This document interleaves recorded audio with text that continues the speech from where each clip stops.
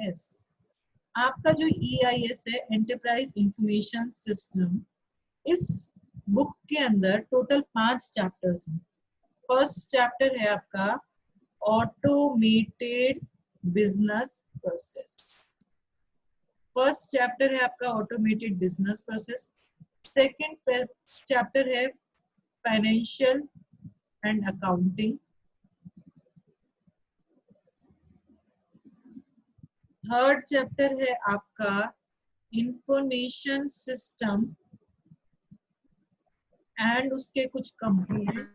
Information system and, एक second,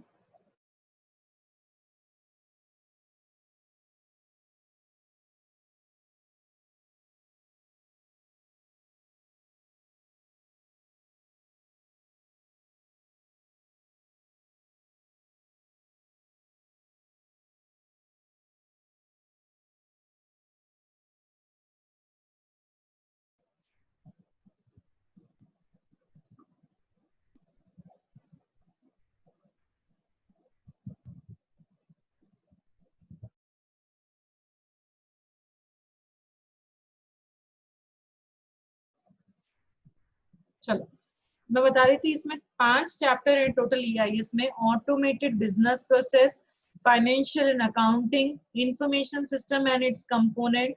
fourth chapter है आपका ई कॉमर्स, कॉमर्स, इन चीजों से रिलेटेड है। एंड फिफ्थ चैप्टर है आपका कोर बैंकिंग, बैंकिंग से रिलेटेड चैप्टर। ठीक है, तो 5 चैप्टर हैं। पांचों चैप्टर की वेटेज यहाँ पे ऑलमोस्ट इक्वल सी है। पांचों चैप्टर ऑलमोस्ट बराबर वेट के आएंगे आपके। ऐसा नहीं है कि ये चैप्टर ज्यादा इंपॉर्टेंट है तो हम ये कर लें, ये कम इंपॉर्टेंट है तो हम ये ना करें, ऐसा कुछ नहीं है यहाँ पे। ऑटोमेटेड बिजनेस प्रोसेस, यहाँ अपन बात करेंगे कि जो भी बिजनेस में प्रोसेसिंग हो रही है वो सब ऑटोमेट कैसे होती है। ऑटोमेट का मतलब अपने आप होना, मशीन के थ्रू काम होना। जैसे अगर आप नॉर्मल कोई शॉप पे सामान खरीदने जाएं तो वहां वो लोग हाथ से बिल बनाते हैं कि ये खरीदा इसका इतना रुपए, ये खरीदा इसका इतना रुपए, और फिर कैलकुलेटर से टोटल कर कर आपको बताएंगे कि आपका इतने का बिल बना। पर अगर आप बड़े बड़े डिपार्टमेंटल स्टोर्स, बिग बाजार में जाएंगे तो वहां पे बार कोड रीडर होता है। बार कोड रीडर, हर उस पे बार कोड लगा हुआ रहता है आइटम पे। बार कोड रीडर उसको रीड कर कर ऑटोमेटिकली आपका इनवॉइस, ऑटोमेटिकली आपका बिल जनरेट हो जाता है। आपको खुद को बिल जनरेट करने की जरूरत नहीं होती। That is known as automated, कि अपने आप सारे काम होना, मशीन के थ्रू सारे काम होना, अपन को खुद को करने की जरूरत नहीं है। ये सारी बातें अपन पढ़ेंगे फर्स्ट चैप्टर में। सेकेंड चैप्टर में अपन पढ़ेंगे फाइनेंशियल एंड अकाउंटिंग सिस्टम। ये तो आप लोगों को अच्छे से आता है, फाइनेंस बनाना, अकाउंट्स बनाना, बैलेंस शीट, P&L बनाना, देखना कि मेरे बिजनेस को प्रॉफिट हो रहा है कि लॉस हो रहा है, क्या करना है मुझे, कितनी लाइबिलिटीज है मेरी, कितनी असेट्स हैं, ये सब मैनेज करने के लिए आप फाइनेंस और अकाउंट्स को मेंटेन करते हैं। थर्ड चैप्टर अपन पढ़ेंगे information system and its components. Information system का मतलब ऐसा सिस्टम जो आपको कोई भी इंफॉर्मेशन प्रोवाइड करवाएगा। क्यों? ताकि उसको देखकर मैं मेरा कोई ना कोई डिसीजन ले सकूं, उसको मैं क्या कहती हूँ, इंफॉर्मेशन सिस्टम कह देती हूँ। फोर्थ चैप्टर में अपन पढ़ेंगे related to e commerce and commerce. E commerce आप लोग सब जानते हैं क्या होता है। ई कॉमर्स का मतलब इलेक्ट्रॉनिक कॉमर्स। ई कॉमर्स का मतलब क्या होता है, इलेक्ट्रॉनिक कॉमर्स। जो आप ऑनलाइन शॉपिंग करते हैं, आप अमेजोन से शॉपिंग करते हैं, आप फ्लिपकार्ट से शॉपिंग करते हैं, आप लोग कोई और साइट से शॉपिंग करते हैं, जो भी आप लोग ऑनलाइन सामान खरीदते हैं, ऑनलाइन बाइंग एंड सेलिंग जो परफॉर्म होता है उसको अपन क्या कह देते हैं, e commerce. And fifth chapter में अपन पढ़ेंगे related to core banking. Core banking, जो बैंक्स का जो काम है, बैंक्स का काम मतलब पैसा लेना, पैसा जमा करवाना। जो आपने सामान खरीदा उसके बदले जो आप ऑनलाइन पेमेंट करते हो, नेट बैंकिंग आप करते हो कि ऑनलाइन मैंने यहाँ पेमेंट कर दिया, ऑनलाइन यहाँ। आप अमेजोन से कुछ भी खरीद रहे हो, COD नहीं है, अगर आपको ऑनलाइन पेमेंट करना पड़ेगा तो आप किसके थ्रू कर पाओगे, नेट बैंकिंग के थ्रू आप ऑनलाइन पेमेंट कर पाओगे। तो ये सारी बातें अपन किस में पढ़ेंगे, 5 चैप्टर में पढ़ेंगे। अपन सबसे पहले चैप्टर पढ़ेंगे, चैप्टर नंबर 3। अपन सबसे पहला पढ़ेंगे चैप्टर नंबर 3, चैप्टर नंबर 3 का नाम क्या है? Information system and its components. Chapter number 3 का नाम क्या है? Information system and its components. हाँ जी,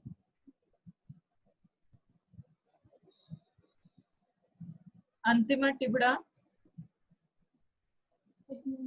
अंतिमा यस मैम। लाइन पे हो क्या बेटा? Yes ma'am. हाँ जी बेटा, कुछ बताना होगी। इंफॉर्मेशन का मतलब क्या होता है? मतलब इंफॉर्मेशन का मतलब, कहीं से भी हाँ इंफॉर्मेशन मिलना, कोई हाँ, इंफॉर्मेशन का मतलब क्या होता है अंतिमा? कोई भी जानकारी अगर किसी चीज की मिलना। जानकारी मिलना, जैसे कोई एग्जांपल?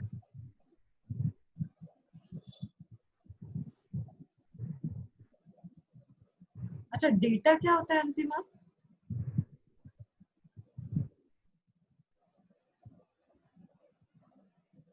अंतिमा, डेटा क्या होता है बेटा?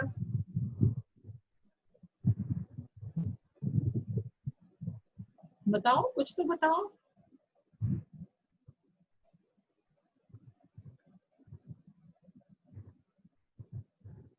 दिव्या गोयल, दिव्या गोयल लाइन पे हो क्या बेटा? Divya, yes ma'am.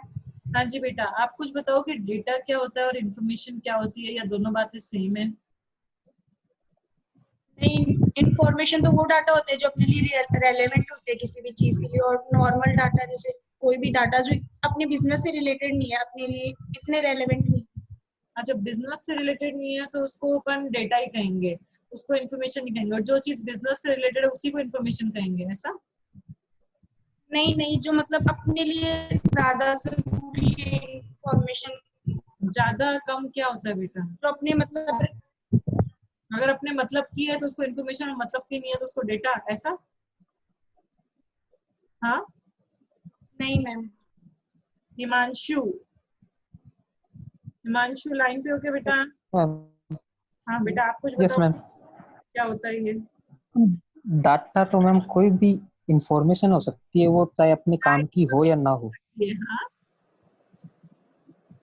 डाटा तो कोई भी तरीके का, कोई भी एक तरीके अपन कह सकते हैं रॉ मटेरियल है, जिसको रॉ अपन मटेरियल है। जब अपने मीनिंगफुल काम में कन्वर्ट कर लेते हैं वो इंफॉर्मेशन हो जाती है। Very good, very good, very good Himanshu. अगर किसी चीज में मीनिंग डाल दोगे, मीनिंगफुल में कन्वर्ट कर दोगे तो इंफॉर्मेशन हो गई। और डेटा क्या होता है? जिसका कोई मीनिंग नहीं होता।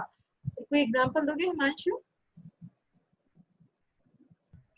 हम जैसे अपनी साल कितनी सेल हुई, या अपन ने कितना प्रॉफिट कमाया, ये अपने लिए इंफॉर्मेशन है। हाँ, लेकिन उस चीज को निकालने के लिए अपन को बहुत सारे डेटा की जरूरत पड़ती है, जैसे अपन ने कितनी परचेजिंग करी, कितने अपने एक्सपेंसेस लगे, और अलग अलग डायरेक्ट और इनडायरेक्ट वो वेरी चीजों। Good, very good, very good. Simple सा एग्जांपल लेते हैं। इंफॉर्मेशन का मतलब क्या होता है? जो चीज मीनिंगफुल होती है, जिसका कोई ना कोई मीनिंग निकल कर आता है, उसको इंफॉर्मेशन कहते हैं। डेटा जिसका कोई मीनिंग नहीं होता उसको डेटा कहते हैं। मैं एक तो लिख रही हूँ 25, एक मैं लिख रही हूँ एज इक्वल्स टू 25। सिर्फ ये 25 देखकर आप नहीं बता सकते ये क्या है। ये 25 एक डेटा है, ये नहीं पता मुझे ये एज को रिप्रेजेंट कर रहा है, या आपकी सैलरी के इनिशियल लेटर्स हैं, या आपके घर का इनिशियल लेटर है, कुछ भी हो सकता है। 25 मुझे नहीं समझ में आ रहा 25 मतलब क्या है। मैंने अगर लिख दिया एज इज इक्वल टू 25, तो अब मुझे समझ में आ रहा है कि आपकी एज 25 है। आप किसकी बात करो? अपनी एज की बात करो। तो जो भी चीज में, अगर किसी भी चीज में कोई मीनिंग निकल कर आता है तो उसको इन्फॉर्मेशन कहते हैं। और डेटा क्या होते हैं? जो भी रॉ फैक्ट्स होते हैं, जो भी रॉ फैक्ट्स होते हैं, रॉ फैक्ट्स को ही कन्वर्ट कर कर, रॉ फैक्ट्स को ही प्रोसेसिंग कर कर आप उसमें कोई ना कोई मीनिंग डालते हो, ताकि वो कोई ना कोई इंफॉर्मेशन में जनरेट हो सके।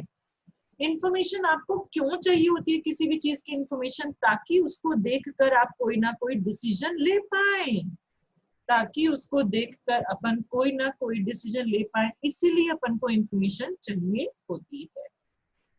हाँ जी, लक्ष्य। सिस्टम क्या होता है बेटा? लक्ष्य मैम सिस्टम मतलब एक एक और जैसे हम एक नेटवर्क के अंदर काम कर हम्म,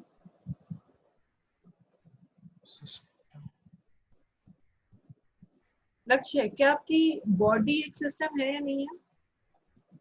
यस मैम, एक की वो पूरी सिस्टम बॉडी अगर में बॉडी को कह रहे हो तो सिस्टम का मतलब क्या हो बेटा? मैम सिस्टम मतलब एक तरह का काम होना। एक्सप्लेन।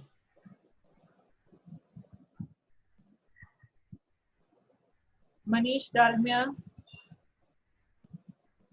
मनीष।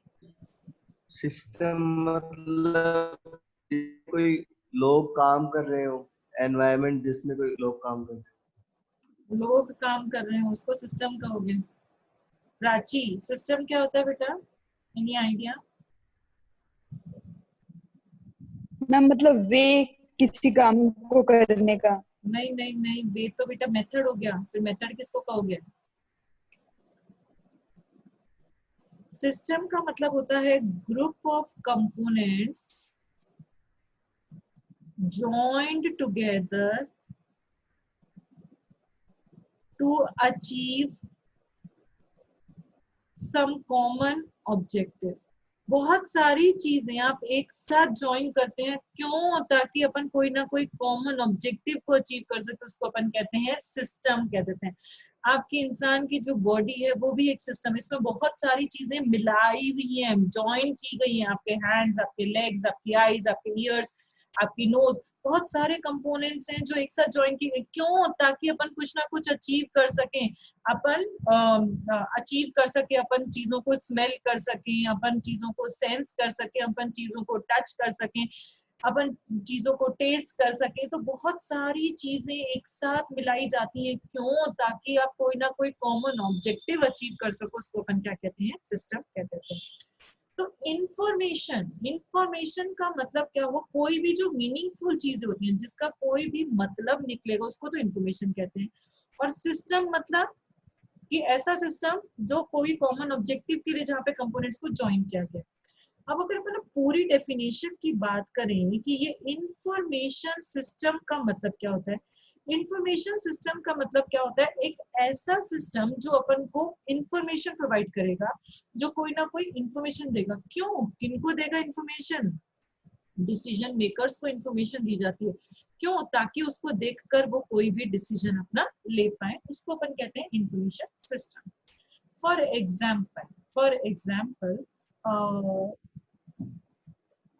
एग्जाम्पल मेरी कोई शॉप है, सपोज, हाँ, सपोज मैकडी है। मेरा बिजनेस, मतलब मैं मैकडी में काम करती हूँ, या मेरा मैकडॉनल्ड्स मैंने खोल रखा है, ठीक है। अब मैकडॉनल्ड्स मैंने 3 जगह खोल रखा है। एक तो मैंने जयपुर में खोल रखा है, एक मैंने दिल्ली में खोल रखा है, एक मैंने मुंबई में खोल रखा है। ये सारा चीज मैंने एक ऑनलाइन सॉफ्टवेयर बना रखा है, जिसमें मैं मेंटेन करती हूँ कि जयपुर में एक दिन में कितनी सेल्स जाती है, दिल्ली में एक दिन में कितनी सेल्स जाती है, मुंबई में एक दिन में कितनी सेल्स जाती है। अगर मुझे देखना है कि 21 सितंबर 2019 में मेरी कितनी सेल्स हुई थी जयपुर में, तो मैं इस सॉफ्टवेयर को खोलकर देख सकती हूँ। वो मुझे इन्फॉर्मेशन दे देगा कि आपकी सेल्स इतनी हुई, वो मुझे इन्फॉर्मेशन दे देगा दिल्ली में सेल्स इतनी हुई, वो मुझे इन्फॉर्मेशन दे देगा कि मुंबई में आपकी सेल्स इतनी हुई। इस इन्फॉर्मेशन को देखकर मैं डिसीजन ले सकती हूँ। मैं देख रही हूँ कि दिल्ली में तो मेरे मैकडॉनल्ड्स का काम बहुत अच्छा चल रहा है, दिल्ली में तो बहुत अच्छे से चल रहा है, तो दिल्ली में मेरे को मार्केटिंग के जो खर्चे हैं, मार्केटिंग के जो एक्सपेंसेस हैं, वो ज्यादा करने की जरूरत नहीं है, क्योंकि ऑलरेडी वहां के लोग इसके बारे में अवेयर हैं, ऑलरेडी मेरा प्रोडक्ट बहुत अच्छा चल रहा है। पर मैंने देखा कि जयपुर में मेरी सेल्स बहुत कम है, जयपुर में जितनी होनी चाहिए उससे कंपैरिजन मेरी सेल्स कम है। तो मैंने डिसीजन लिया कि जयपुर में मुझे और मेरे मार्केटिंग कैंपेन्स लगाने की जरूरत है, मुझे और मार्केटिंग करने की जरूरत है। तो क्या होता है इंफॉर्मेशन सिस्टम? ये एक इंफॉर्मेशन सिस्टम था, मतलब मैंने पूरा देखा डेटा कि कहाँ पे क्या सेल्स हो रही है, जब चाहूँ मैं जब उसको देख सकती हूँ डेटा को। उसको देखकर मैंने डिसीजन लिया कि कहाँ पे तो मुझे मार्केटिंग ज्यादा करनी है, कहाँ पे मुझे मार्केटिंग कम करनी है। तो इंफॉर्मेशन सिस्टम एक ऐसा सिस्टम होता है जो इंफॉर्मेशन प्रोवाइड करवाता है डिसीजन मेकर्स को, ताकि डिसीजन मेकर्स उनको देखकर कोई भी यूजफुल डिसीजन ले सके जिसकी वजह से उनके बिजनेस को सक्सेस मिल सके। तो इनका कॉमन ऑब्जेक्टिव क्या है? कॉमन ऑब्जेक्टिव है कि बिजनेस को सक्सेस मिलनी चाहिए, तो उसके लिए वो रिगार्डिंग जो अपने डिसीजंस लेना चाहते हैं वो डिसीजंस ले सकते हैं। तो इस तरीके के सिस्टम्स को अपन क्या कह देते हैं? इंफॉर्मेशन सिस्टम्स कह देते हैं। तो information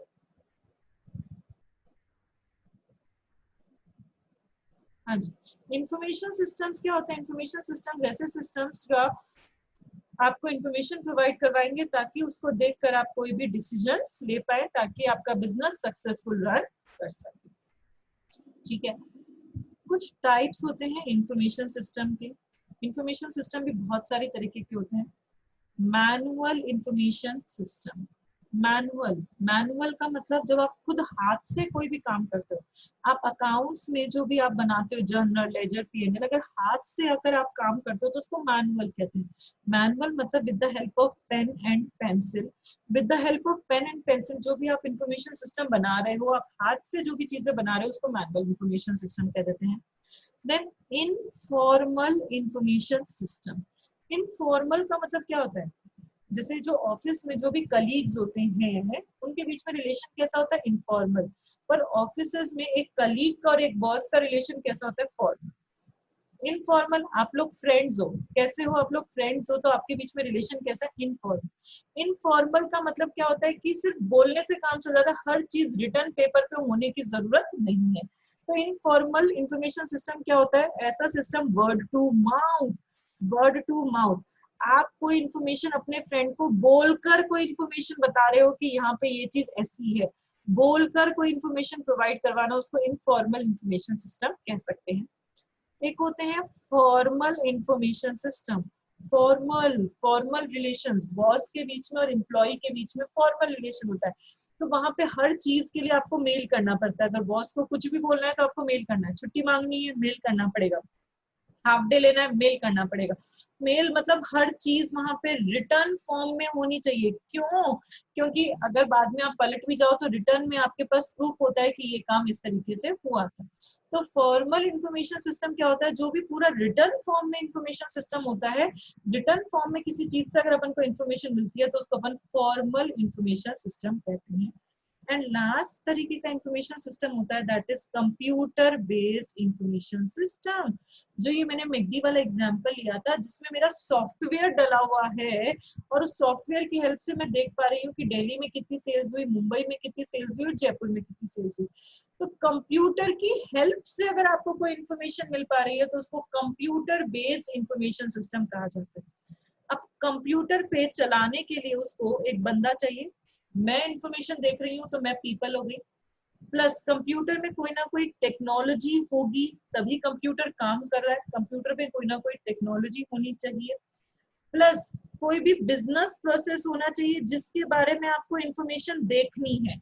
computer based information system में उसको यूज कौन करेगा? लोग।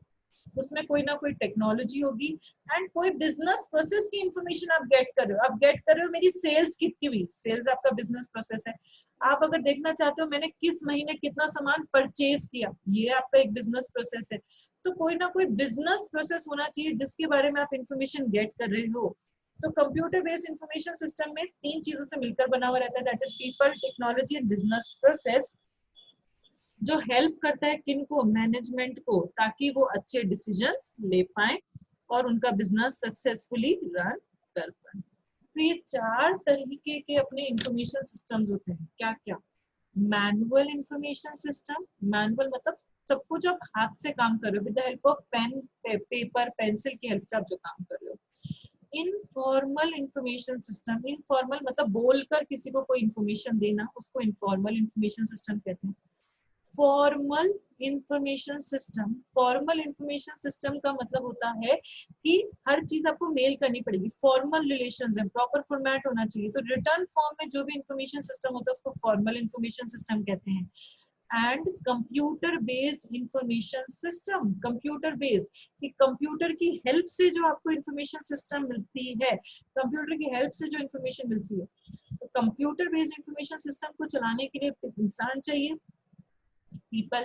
कोई टेक्नोलॉजी उस पे अप्लाई हो रही होगी एंड बिजनेस प्रोसेस, जिस प्रोसेस से रिलेटेड अपन को इंफॉर्मेशन चाहिए, सेल्स की चाहिए कि परचेज की चाहिए, तो ये इंफॉर्मेशन सिस्टम हेल्प किनको करेगा, मैनेजमेंट को, ताकि वो अच्छा डिसीजंस ले पाए और अपने बिजनेस को सक्सेसफुली रन कर पाए। क्लियर हुआ? इंफॉर्मेशन सिस्टम क्या होता है? एक ऐसा सिस्टम जो आपको इंफॉर्मेशन प्रोवाइड कराएगा ताकि आप उसको देखकर डिसीजंस ले पाए। 4 तरीके के इंफॉर्मेशन सिस्टम्स होते हैं, manual, informal, formal and computer based. Manual में पेन पेंसिल की हेल्प से इंफॉर्मेशन प्रोवाइड करवाओगे, इनफॉर्मल में बोलकर, फॉर्मल में रिटर्न फॉर्म में, एंड कंप्यूटर बेस्ड में कंप्यूटर की हेल्प से इंफॉर्मेशन मिल रही है। पीपल, टेक्नोलॉजी और प्रोसेस, 3 चीजें होनी चाहिए और ये हेल्प करता है मैनेजमेंट को ताकि वो बेटर डिसीजंस ले पाए और अपने बिजनेस को सक्सेसफुली रन करवा पाए। यहाँ तक समझ में आया आपको? इंफॉर्मेशन सिस्टम जो अपन कर रहे हैं, information system is the collection of basically hardware. Information system is the collection of, किस किस का कलेक्शन होता है? Hardware and software. इनको डिटेल में भी अपन पढ़ेंगे कि हार्डवेयर का मतलब क्या होता है और सॉफ्टवेयर का मतलब क्या होता है, ये अपन डिटेल में पढ़ेंगे। तो बेसिकली इंफॉर्मेशन सिस्टम का काम क्या है? ये कोई भी इंफॉर्मेशन को कलेक्ट करता है, इकट्ठा करता है, उस इंफॉर्मेशन को फिल्टर किया जाता है। फिल्टर का मतलब लाइक आप फिल्ट्रेशन करते हैं कि आपको जयपुर का डेटा चाहिए या सिर्फ दिल्ली का चाहिए, दिल्ली में भी कौन से एरिया का डेटा चाहिए, east Delhi, west Delhi, south Delhi, कौन सा डेटा चाहिए, फिल्टर कर सकते हो आप डेटा को। फिर डेटा को आप प्रोसेस करते हो, उसमें कोई ना कोई प्रोसेसिंग करते हो, फिर डेटा को यहाँ पे डिस्ट्रीब्यूट कर देते हो। डिस्ट्रीब्यूट, जो डिसीजन मेकर्स है उनको अपन डेटा दे देते हैं कि इसको देखकर आप डिसीजन ले सकते हैं। तो इंफॉर्मेशन सिस्टम का काम क्या है? डेटा को इकट्ठा करना, उसको फिल्टर करना, उसको प्रोसेस करना और उसको डिस्ट्रीब्यूट कर देना डिसीजन मेकर्स को, ताकि उसको देखकर डिसीजन मेकर्स अपना डिसीजन ले सकें। ठीक है। देन कुछ कंपोनेंट्स होते हैं इंफॉर्मेशन सिस्टम के। अभी जो पढ़े अपन ने टाइप्स पढ़े हैं बेटा, अब अपन पढ़ेंगे कंपोनेंट्स। इनको बहुत डिटेल में पढ़ेंगे। इंफॉर्मेशन सिस्टम के कुछ कंपोनेंट्स होते हैं, people, computer system, data and network and communication. Information को, जो कंप्यूटर बेस्ड इंफॉर्मेशन, अभी अपन क्या पढ़ रहे हैं? कंप्यूटर बेस्ड इंफॉर्मेशन सिस्टम ही पढ़ेंगे, अपने कोर्स में यही है। कंप्यूटर बेस्ड इंफॉर्मेशन सिस्टम के 4 कंपोनेंट्स होते हैं, people, computer system, data and network and communication. पहले मैं इनके बारे में थोड़ा थोड़ा सा बता देती हूँ, फिर अपन डिटेल में पढ़ेंगे क्या चीज का मतलब क्या होता है। पीपल, पीपल कौन होते हैं? लोग। जो भी लोग उस कंप्यूटर पे काम कर रहे होंगे उनको पीपल कहेंगे। कौन लोग काम करते हैं? एंड यूजर्स, अपन जैसे लोग जो फाइनली अपन डेटा देखते हैं। देन सिस्टम एनालिस्ट होता है, जो सिस्टम को एनालाइज करेगा कि सिस्टम क्या कर रहा है क्या नहीं। कोई टेक्निकल बंदा होगा जिसने वो सॉफ्टवेयर बनाया होगा, टेक्निकल बंदा होगा जिसने मेरे लिए सॉफ्टवेयर बनाकर दिया होगा कि आप यहाँ बैठे बैठे देख सकते हो कि आपकी जयपुर में कितनी सेल्स हुई और मुंबई में कितनी सेल्स हुई। तो कोई टेक्निकल बंदा, तो ये सारे लोग किस में आ जाएंगे? पीपल में आ जाएंगे। पीपल भी बहुत इंपॉर्टेंट कंपोनेंट है, क्योंकि अगर इंसान ही नहीं होगा तो कंप्यूटर चलेगा कैसे? उस मशीन को, कंप्यूटर एक मशीन ही तो है, उस मशीन को चलाने के लिए आपको इंसान की जरूरत तो पड़ेगी ही पड़ेगी। तो पीपल कौन हुए? पीपल मतलब एंड यूजर्स, जो फाइनली यूज करने वाले हैं या फिर जो सिस्टम को एनालाइज कर रहे हैं या कोई टेक्निकल बंदा, ये सारे लोग पीपल में आ जाते हैं। देन कंप्यूटर सिस्टम, कंप्यूटर, आपको पता है कंप्यूटर में 2 चीजें होती हैं, क्या क्या? Hardware and software. कोई भी जो कंप्यूटर होता है उसमें 2 चीजें होती हैं, hardware and software. Prateek, Prateek line पे हो क्या बेटा? Yes ma'am. हाँ जी बेटा, कुछ बताओगे हार्डवेयर का मतलब क्या होता है और सॉफ्टवेयर का मतलब क्या होता है? नॉर्मल नॉर्मल लैंग्वेज में एग्जांपल या कुछ भी बता सकते हो आप। हार्डवेयर तो मतलब कोई भी आउटपुट जो दिखाता है, मान लो अपना फोन है, थोड़ा सा लाउड बोलो। हाँ, अपना फोन है मान लो, फोन है। हाँ, तो ये हार्डवेयर हो गया, और इसके अंदर जो प्रोसेस चल रहा है वो सॉफ्टवेयर हो गया। Very good, very good, very जो भी एप्स चल रही है सॉफ्टवेयर चल रही है इसके अंदर। Very good, very good. Hardware, hardware जिस चीजों को आप टच कर सकते हो, जिन चीजों को आप फील कर सकते हो, उनको हार्डवेयर बोलते हैं। सॉफ्टवेयर जिन चीजों को अपन टच नहीं कर सकते, जिन चीजों को अपन फील नहीं कर सकते, उनको सॉफ्टवेयर बोलते हैं। आप लोग फोन काम में लेते हैं, कोई भी फोन लिया, जैसे आपने लिया गैलेक्सी A30 फोन लिया, मेरे पास ये फोन है अभी। अगर इस फोन में मेरे एंड्रॉयड नहीं डला हुआ प्रतीक, तो क्या मैं इस फोन को काम में ले सकती हूँ? No man. नहीं ले सकती। मतलब गैलेक्सी A30 में एंड्रॉयड होना कंपलसरी, एंड्रॉयड या कोई भी iOS, कोई भी ऑपरेटिंग सिस्टम की आप बात करो, मैं बोल रही हूँ एंड्रॉयड, एंड्रॉयड होना जरूरी है, तभी मैं गैलेक्सी A30 को, नहीं तो ये मेरे लिए डब्बा है, इसमें कोई काम का नहीं है। तो गैलेक्सी A30 तो हो गया हार्डवेयर, पर जो एंड्रॉयड है उसको क्या आप छू सकते हो? नहीं, तो ये एक सॉफ्टवेयर है। तो हार्डवेयर को चलाने के लिए आपको सॉफ्टवेयर की जरूरत है, बिना सॉफ्टवेयर के कोई भी हार्डवेयर नहीं चल सकता। आप अपने कंप्यूटर या अपने लैपटॉप की बात करो, आपका लैपटॉप आपके पास पड़ा है, लैपटॉप में अगर विंडोज नहीं डली हुई, तो क्या आप उस लैपटॉप को चला सकते हैं? क्या आप लैपटॉप को कोई भी काम में ले सकते हैं? नहीं ले सकते, नहीं ले सकते। तो कोई भी हार्डवेयर को अगर आपको चलाना है, तो उसके लिए उसमें सॉफ्टवेयर होना जरूरी है। हार्डवेयर को रन करवाने के लिए आपके पास सॉफ्टवेयर होना जरूरी है। तो हार्डवेयर का मतलब जिन चीजों को छुआ जा सकता है, जो टैंजिबल चीजें होती हैं।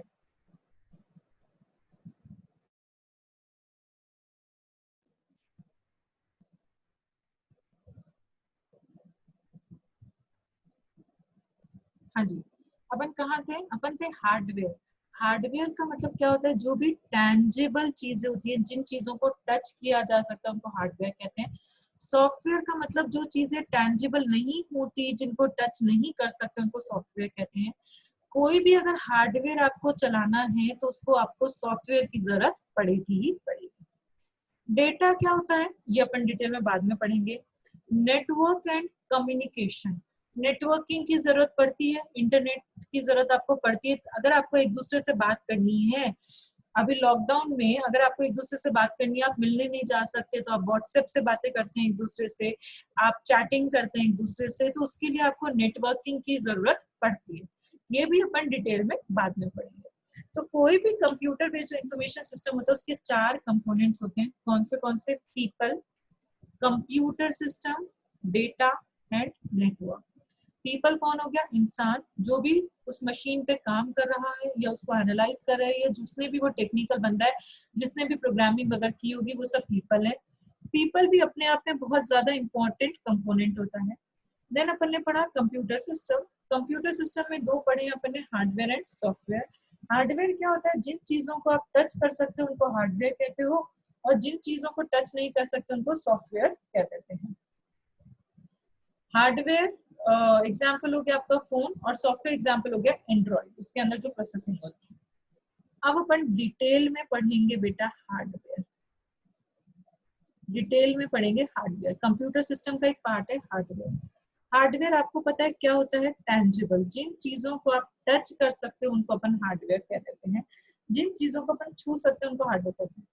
कोई भी जो हार्डवेयर होता है कंप्यूटर सिस्टम में, उसके 4 काम होते हैं। हार्डवेयर से इनपुट ले सकते हो, हार्डवेयर से कोई भी प्रोसेसिंग कर सकते हैं, हार्डवेयर से अपन स्टोरेज कर सकते हैं, और हार्डवेयर से ही अपन आउटपुट भी देख सकते हैं। इनपुट देना, कंप्यूटर के अंदर कुछ इनपुट देना, उसको इनपुट कहते हैं। प्रोसेसिंग मतलब कोई भी कैलकुलेशन प्रोसेसिंग करना। स्टोरेज, जहां चीजें जाकर स्टोर होंगी उसको स्टोरेज कहते हैं। आउटपुट, आउटपुट मतलब फाइनल जो आउटपुट अपन को रिजल्ट जो मिलता है उसको आउटपुट कहते हैं। तो हार्डवेयर डिवाइसेस जो कंप्यूटर में होती हैं, उनके 4 फंक्शंस होते हैं। क्या क्या? Input, processing, storage and output. इसका डायग्राम भी याद करना है आपको। होता क्या है? इनपुट डिवाइसेस, फिर यहाँ पे होती है CU, ALU, यहाँ पे होते हैं, इनका सबको डिटेल में पढ़ेंगे अपन। रजिस्टर, कैश, यहाँ पे होती है प्राइमरी मेमोरी, आपकी बुक में बना हुआ है डायग्राम वैसे तो, secondary memory and output devices.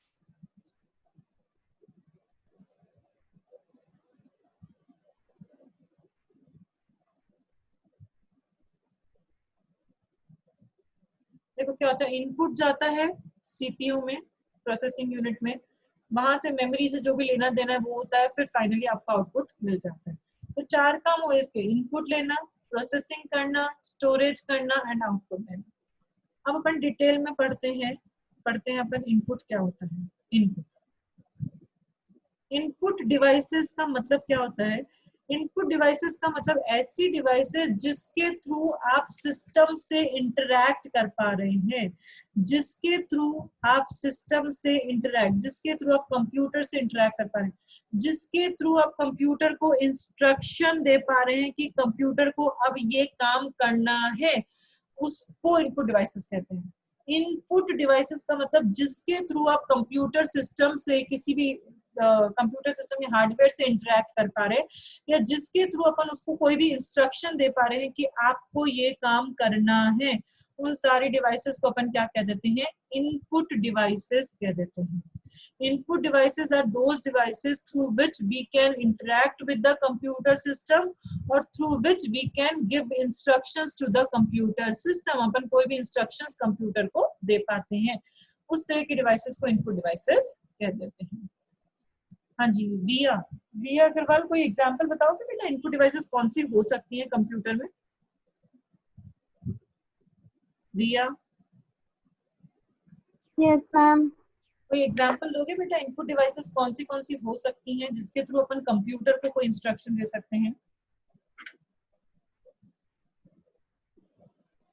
कोई भी एग्जांपल? मैम कीबोर्ड हो सकता है, वेरी गुड। और माउस, वेरी गुड। और चलो मैं और बताती, कीबोर्ड अगर अपन को कंप्यूटर में कुछ भी खोलना है तो मैं कीबोर्ड की हेल्प से लिखकर खोल सकती हूँ। तो कीबोर्ड जो होता है वो टेक्स्ट बेस्ड इनपुट देने के लिए काम में आता है। कुछ लिखते हो आप, आपको खोलना है MS ऑफिस खोलना है, तो आप कीबोर्ड से वहां लिखोगे MS ऑफिस, तो वो MS ऑफिस खोलकर देगा आपको। आप उसको इंस्ट्रक्शन दे रहे हो कि आपको कंप्यूटर को बता रहे हो कि आपको कंप्यूटर को करना क्या है, तो टेक्स्ट बेस्ड लिखकर जब आप कंप्यूटर को बताते हो वो कीबोर्ड की हेल्प से बता सकते हो। माउस में मेन्यू या फिर सिलेक्शन बेस्ड इनपुट दिया जा सकता है। मेन्यू या सिलेक्शन बेस्ड, मुझे MS ऑफिस खोलना है, मैंने विंडोज में ऑप्शन आता है माउस का, मैंने माउस से मैंने खोला, मेन्यू खोला, माउस से ही मैंने सेलेक्ट किया तो वो मेरा ओपन हो जाएगा, MS ऑफिस ओपन हो जाएगा। तो माउस की हेल्प से आप मेन्यू या सिलेक्शन बेस्ड इनपुट दे सकते हो, आपको कुछ भी लिखने की जरूरत नहीं है।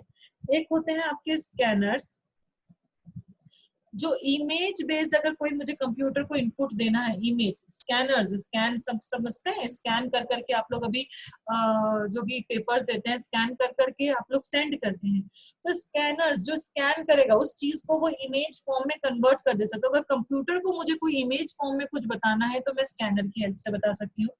देन एक होते हैं माइक्रोफोन, आजकल जमाना आ गया वॉइस बेस्ड इनपुट भी कंप्यूटर एक्सेप्ट करता है। मुझे यूट्यूब खोलना है, यूट्यूब खोलना तो आ गया मेरी मम्मी को, पर मेरी मम्मी को लिखना नहीं आता, तो मेरी मम्मी को मैं इस बार सिखा के आई कि मम्मी आप बोल दो इसमें कि ओपन रसगुल्ला मेकिंग रेसिपी, तो बोलना तो सब लोग सीख जाते हैं, वो बोलेगा तो वो फोन में माइक्रोफोन होता है, वो आपको सुन लेगा, सुनकर वो आपके लिए रसगुल्ला मेकिंग रेसिपी ओपन कर कर दे देगा। तो माइक्रोफोन गूगल पे आता है, हे गूगल अपन बोलते रहते हैं, तो वो जो अपन बोलते हैं वो इंस्ट्रक्शन फॉलो कर कर जो हमें आउटपुट चाहिए वो आउटपुट वो हमें दे देता है। तो वॉइस बेस्ड इनपुट भी कंप्यूटर को दिए जा सकते हैं। तो ये सारी होती हैं आपकी इनपुट डिवाइसेस। इनपुट डिवाइसेस क्या होती हैं? ऐसी डिवाइसेस जिसके थ्रू आप कंप्यूटर सिस्टम से इंटरेक्ट कर सकते हैं, जिसके थ्रू आप कंप्यूटर सिस्टम को कोई भी इंस्ट्रक्शन दे सकते हैं, उसको इनपुट डिवाइसेस कहते हैं। 4 तरीके के अपन एग्जांपल किए, लाइक कीबोर्ड से अपन टेक्स्ट बेस्ड इनपुट दे सकते हैं, माउस से अपन मेन्यू या सिलेक्शन बेस्ड इनपुट दे सकते हैं, स्कैनर से अपन इमेज बेस्ड इनपुट दे सकते हैं, माइक्रोफोन से अपन वॉइस बेस्ड इनपुट्स दे सकते हैं, ठीक है। देन नेक्स्ट अपन इसका फंक्शन पढ़ेंगे, नेक्स्ट तरीके के अपन डिवाइसेस पढ़ेंगे, that is processing devices. Processing, जहां पे सारी प्रोसेसिंग हो रही है, जहां पे रॉ मटेरियल को फिनिश गुड्स में कन्वर्ट किया जा रहा है, जहां पे डेटा में कोई मीनिंग डाला जा रहा है, उन सारी चीजों को अपन क्या कह देते हैं, प्रोसेसिंग कह देते हैं। तो प्रोसेसिंग डिवाइसेस, कंप्यूटर्स में दो तरीके की प्रोसेसिंग डिवाइसेस होती है, एक तो होती है सीपीयू, एक होती है अपनी प्राइमरी मेमोरी। प्राइमरी मेमोरी भी प्रोसेसिंग के लिए काम में ली जाती है, अपन डिटेल में पढ़ेंगे किसका मतलब क्या होता है। दो तरीके की प्रोसेसिंग डिवाइसेस होती है, CPU and primary memory. CPU, CPU का फुल फॉर्म होता है सेंट्रल प्रोसेसिंग यूनिट। सबने नाम सुना होगा सीपीयू क्या होता है, सबने नाम सुना होगा सीपीयू का नाम। हाँ जी विपिन, विपिन। Yes ma'am. हाँ बेटा, सीपीयू क्या होता है, नाम सुना है कभी? Yes ma'am. क्या होता है बेटा? किस चीज को सीपीयू कहते हो कंप्यूटर में आप? सेंट्रल डिवाइस होती है कंप्यूटर को ऑपरेट करने के लिए। नहीं, जो आपका हार्डवेयर खरीद के लाते हो तो कौन से वाले पार्ट को अपन सीपीयू कहते हैं? जो एक ब्लैक कलर का डब्बा सा होता है उसी को कहते हैं सीपीयू। Yes ma'am. हाँ जी, सीपीयू, सीपीयू क्या होता है, सेंट्रल प्रोसेसिंग यूनिट। सीपीयू सारी की सारी प्रोसेसिंग, ज्यादातर प्रोसेसिंग आपकी कहाँ पे होती है, सीपीयू में होती है। तो सीपीयू वो पार्ट है जहां पे सारी डेटा प्रोसेसिंग करी जाती है। सीपीयू वो पार्ट होता है कंप्यूटर का जहां पे प्रोसेसिंग होती है। आपका अगर कोई पर्सनल कंप्यूटर है, घर का कंप्यूटर है, उसका सीपीयू को अपन क्या बोल देते हैं, माइक्रो प्रोसेसर बोल देते हैं। मतलब जो सीपीयू होते हैं, सेंट्रल प्रोसेसिंग यूनिट, उन्हीं का नाम क्या होता है, प्रोसेसर्स भी कहते हैं। सीपीयू को आप क्या बोलते हो, प्रोसेसर भी बोलते हो। तो आप लोग कोई भी फोन खरीदने जाते हो, आप लोग क्या बोलते हो, इसका प्रोसेसर कितना का है, प्रोसेसर क्या करता है, प्रोसेसर की स्पीड क्या है, प्रोसेसर कैसा काम करता है। प्रोसेसर पूछ रहे हो मतलब आप सीपीयू के बारे में नॉलेज लेते हो, क्योंकि अगर सीपीयू सही चलेगा तो आपका पूरा कंप्यूटर सही चलेगा, सीपीयू खराब चलेगा तो कंप्यूटर पूरा खराब चलेगा। तो सीपीयू जो घर के कंप्यूटर्स होते हैं, जो आपके पर्सनल कंप्यूटर्स होते हैं, उनको अपन क्या कह देते हैं, माइक्रो प्रोसेसर कह देते हैं। सीपीयू, सीपीयू सबसे पहले लॉन्च किसने किया, इंटेल एक कंपनी है, उन्होंने लॉन्च किया। उसने वर्जन्स निकाले सीपीयू के, i3, i5, i7, ऐसे कुछ वर्जन्स आते हैं, बहुत सारे सीपीयू के वर्जन्स आते हैं। लेटेस्ट लेटेस्ट, जितना लेटेस्ट करोगे उतना एक्सपेंसिव भी आएगा, पर वो उतना ही फास्ट होगा, उसमें प्रोसेसिंग उतनी ही जल्दी होकर आएगी अपनी। तो सीपीयू लॉन्च किसने किया, इंटेल ने लॉन्च किया। कौन से वर्जन्स निकाले, like i3, i5, i7 etcetera. CPU installed कहाँ होता है, देखो ज्यादातर अभी तक अपन लोग क्या कहते थे कि जो एक ब्लैक कलर का डब्बा होता है उसी को सब सीपीयू कहते हैं, बट नहीं बेटा, वो सीपीयू नहीं होता। सीपीयू क्या होता है, उस डब्बे के अंदर आप लोगों ने कभी खोल के देखा होगा या कभी कहीं पे देखा होगा, उस डब्बे के अंदर एक ग्रीन कलर की शीट निकलती है, बड़ी सारी शीट होती है ग्रीन कलर की। वो शीट पे छोटे छोटे छोटे छोटे छोटे छोटे से बहुत सारी चीजें बनी हुई रहती है, उबड़ खाबड़ शीट होती है, प्लेन शीट नहीं होती। ये जो ग्रीन शीट होती है इसका नाम होता है मदरबोर्ड, या इसी को क्या बोला जाता है, मेन सर्किट बोर्ड बोला जाता है। ये जो ग्रीन शीट होती है इसका नाम होता है मदरबोर्ड या मेन सर्किट बोर्ड। पूरे कंप्यूटर में या जो भी आपकी डिवाइसेस होती है, इसमें सबसे एक्सपेंसिव या सबसे मेन चीज ये मदरबोर्ड होती है। अगर किसी भी डिवाइस की मदरबोर्ड खराब हो गई तो उस डिवाइस को ठीक कराने का कोई सेंस नहीं, क्योंकि मदरबोर्ड अपने आप में इतनी एक्सपेंसिव आएगी, सच है तो आप कुछ नया ही खरीद लो। तो मदरबोर्ड, सीपीयू, इस मदरबोर्ड के ऊपर एक छोटी सी चिप होती है, इस मदरबोर्ड के ऊपर एक छोटी सी चिप लगी हुई रहती है, उस चिप का नाम होता है सीपीयू। तो सीपीयू इंस्टॉल्ड कहाँ पे होता है, मदरबोर्ड या फिर मेन सर्किट बोर्ड। सीपीयू जो होता है वो कहाँ पे इंस्टॉल्ड होता है, मदरबोर्ड या मेन सर्किट बोर्ड। ये मेन है, मेन कंप्यूटर का पार्ट ही यही है। अगर ये खराब हो गया तो पूरा कंप्यूटर सिस्टम खराब हो जाएगा आपका। तो सीपीयू एक मदर बोर्ड पे एक छोटी सी चिप लगी हुई है, उसको सीपीयू कहते हैं। तो सीपीयू आपके कहाँ इंस्टॉल्ड है बेटा? मदर बोर्ड पे या फिर मेन सर्किट बोर्ड पे इंस्टॉल्ड है। अब ये जो मदर बोर्ड है इसका काम क्या है? जो घर में मम्मियाँ होती हैं, मदर्स होती हैं, उनका काम क्या होता है? पूरे परिवार को जोड़कर रखना उनका काम होता है। तो मदरबोर्ड का भी क्या काम है कि जितने भी कंपोनेंट्स हैं, मदरबोर्ड का काम क्या है? जितने भी कंपोनेंट्स है बाकी सारे सबको एक दूसरे के साथ कनेक्ट करना। कनेक्ट ऑल डिवाइसेस टुगेदर, सबको एक दूसरे के साथ लिंक अप करना। कौन सी डिवाइसेस है? लाइक माउस है आपका, लाइक आपका कीबोर्ड है, लाइक आपका प्रिंटर है, लाइक आपका मॉनिटर है।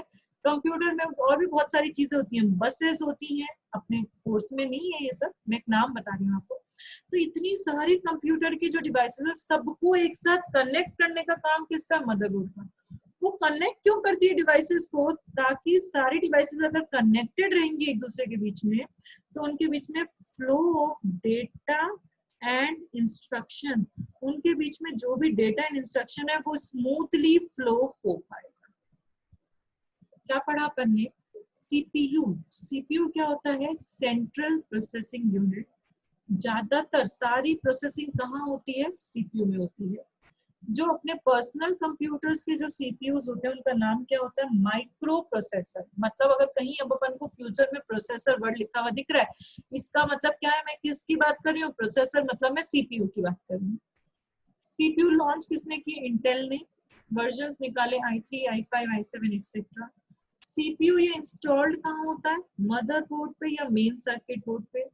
मदरबोर्ड का काम क्या होता है कि जितनी भी बाकी डिवाइसेस हैं सबको एक साथ कनेक्ट करना। क्यों? ताकि उनके बीच में जो भी डेटा और इंस्ट्रक्शंस है वो इजीली फ्लो हो पाए। सारी डिवाइसेस को एक साथ जोड़ोगे तो उनके बीच में जो भी डेटा और इंस्ट्रक्शंस है वो आसानी से फ्लो कर पाए, इसलिए मदरबोर्ड सारी डिवाइसेस को एक साथ जोड़ती है। ठीक है। देन सीपीयू में जो भी इंफॉर्मेशन स्टोर होती है, सीपीयू में जो भी इंफॉर्मेशन स्टोर होती है, लाइक मैंने सीपीयू को कहा 2+2, कंप्यूटर में लिखा 2+2 तो कंप्यूटर मुझे निकाल कर दे देगा उसका आंसर 4। पर आप लोगों को पता है कि कंप्यूटर में हमेशा कोई भी इंफॉर्मेशन बाइनरी लैंग्वेज में स्टोर होती है। बाइनरी लैंग्वेज मतलब 0 एंड 1 की फॉर्म में स्टोर होता है। मतलब यहाँ पे ये 2 भी 0 1 की फॉर्म में स्टोर होगा, ये 2 भी, ये प्लस भी और ये 4 भी। वो तो मुझे ट्रांसलेट कर कर मुझे बता देंगे कि क्योंकि मुझे 0 1 का मतलब नहीं पता तो वो मुझे फाइनली बता देंगे कि आपका आंसर कितना है? 4 है। बट कंप्यूटर के अंदर जितना भी डेटा स्टोर होता है, जितनी भी प्रोसेसिंग होती है वो सब बाइनरी लैंग्वेज में होती है, दैट इज 0 एंड 1। तो कंप्यूटर में जितनी भी इंफॉर्मेशन स्टोर होती है सबकी सारी सिलिकॉन एंड ट्रांजिस्टर्स की फॉर्म में स्टोर होती है। सिलिकॉन एंड ट्रांजिस्टर्स मतलब 0 एंड 1 की फॉर्म में यहाँ पे सारी की सारी इंफॉर्मेशन स्टोर करी जाती है। क्लियर हुआ सीपीयू? फटाफट देखते हैं अपन ने क्या पढ़ा सीपीयू। सीपीयू का मतलब क्या होता है? Central processing unit. सारी की सारी प्रोसेसिंग यहाँ पे होगी। पर्सनल कंप्यूटर्स के सीपीयू को माइक्रो प्रोसेसर्स बोलेंगे। इंटेल ने इसको लॉन्च किया, i3, i5, i7 वर्जन्स निकाले।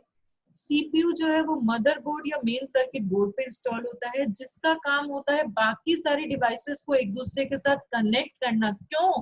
ताकि उनके बीच में डेटा और इंस्ट्रक्शंस जो है वो स्मूथली फ्लो हो पाए। सीपीयू में जितनी भी इंफॉर्मेशन स्टोर होती है वो सारी की सारी सिलिकॉन एंड ट्रांजिस्टर्स की फॉर्म में स्टोर होती है, दैट इज 0 एंड 1 की फॉर्म में स्टोर होती है। क्लियर? देखो अपन ने डायग्राम किया था, हार्डवेयर के 4 फंक्शंस किए थे, इनपुट पढ़ चुके। सीपीयू, ये पूरी चीज को सीपीयू कहते हैं। ये जो पूरा मैंने ये वाला ब्रैकेट बनाया है इसको सीपीयू कहते हैं। इसके अंदर है CU, ALU, registers, cache. CU ALU अपने कोर्स में नहीं है, अब अपने कोर्स में डिटेल में सीयू एएलयू नहीं है। अपन डिटेल में पढ़ेंगे रजिस्टर्स एंड कैश। सीपीयू के अंदर अपन डिटेल में पढ़ेंगे रजिस्टर्स एंड कैश। ये रजिस्टर्स और कैश जो है ये मेमोरी है। ये किसके अंदर है? सीपीयू के अंदर ही मेमोरी है। ठीक है, सीपीयू समझ में आ गया। हार्डवेयर का थर्ड फंक्शन, 2 फंक्शंस पढ़ चुके, इनपुट लेना, प्रोसेसिंग करना। थर्ड फंक्शन अपन पढ़ रहे हैं स्टोरेज डिवाइसेस। हार्डवेयर का थर्ड फंक्शन पढ़ रहे हैं स्टोरेज डिवाइसेस। स्टोरेज डिवाइसेस में जहां पे प्रोग्राम्स, जो भी आपका काम हो रहा है या जो भी आपका डेटा है जाकर स्टोर होगा, वो सब कहाँ स्टोर होगा? स्टोरेज में। स्टोरेज में सबसे पहले अपन पढ़ेंगे इंटरनल मेमोरी। इंटरनल मतलब जो सीपीयू के अंदर है मेमोरी, उसके बारे में पढ़ेंगे। इंटरनल, उसके अंदर जो भी मेमोरी सीपीयू के अंदर है उसको अपन क्या कहते हैं? इंटरनल मेमोरी कहते हैं। अपन ने देखा डायग्राम में सीपीयू के अंदर दो तरह की मेमोरी थी, एक तो कैश और एक रजिस्टर्स। इनके बारे में आप डिटेल में पढ़ोगे, क्या होता है कैश और क्या होते हैं रजिस्टर्स। देखो इसको रीड कैसे करते हैं? इसको रीड करते हैं कैश, जो पैसा कैश रीड करते हो कैश, तो इस मेमोरी को कैश जैसे रीड करते हैं। अब ये रजिस्टर्स क्या होते हैं? रजिस्टर्स आप लोग हार्ड कॉपी में जैसे रजिस्टर्स खरीद के लाते हैं शॉप से, स्टेशनरी शॉप से, भैया एक रजिस्टर देना। क्या काम होता है उस रजिस्टर का जो आप लोग खरीद के लाते हैं? उसमें आप कुछ भी लिखते हैं, क्यों? ताकि उसको आप स्टोर कर पाए, उसको आप सेव कर पाए और जब भी आपको जरूरत हो उसको देख पाए। क्योंकि वो हार्ड कॉपी में, इसलिए जब भी जरूरत होगी तब उसको देख पाएंगे। यहाँ पे भी रजिस्टर्स का काम क्या है? स्टोरेज का काम है, चीजों को स्टोर करने का काम है रजिस्टर्स का।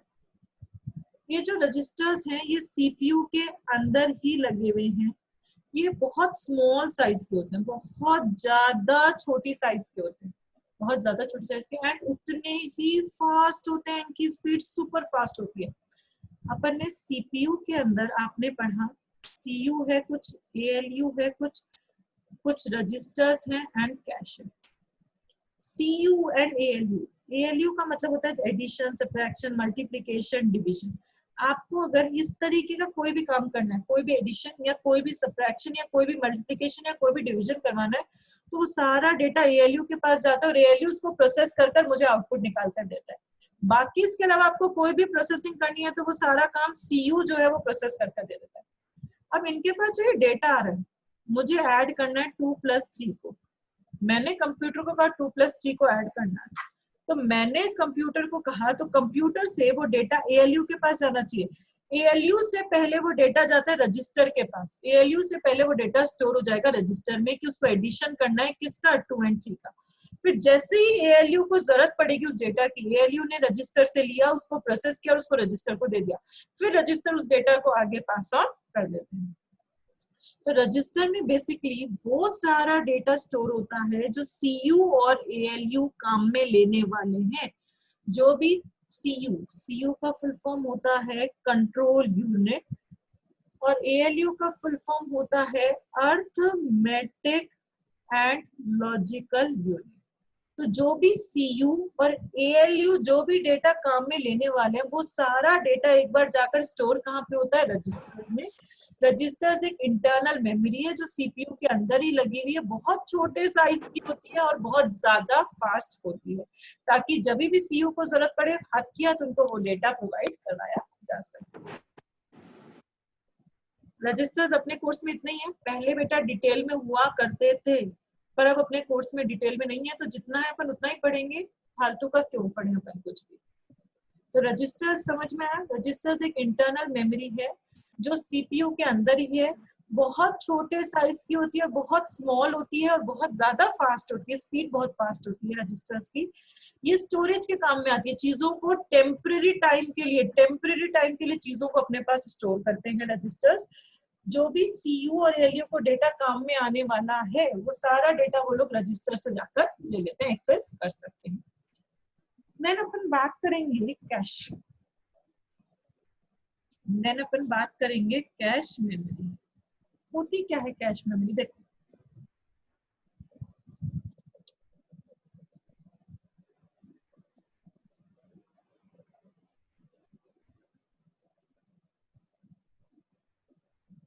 देखो होता क्या है, सीपीयू या रजिस्टर बात बराबर है। मैं किसी के बारे में भी कहूँ, चाहे मैं सीपीयू टर्म काम में लूँ चाहे रजिस्टर में, मतलब कहना एक ही चाह रही हूँ, दोनों का मतलब यहाँ पे मैं कहना एक ही चाह रही हूँ।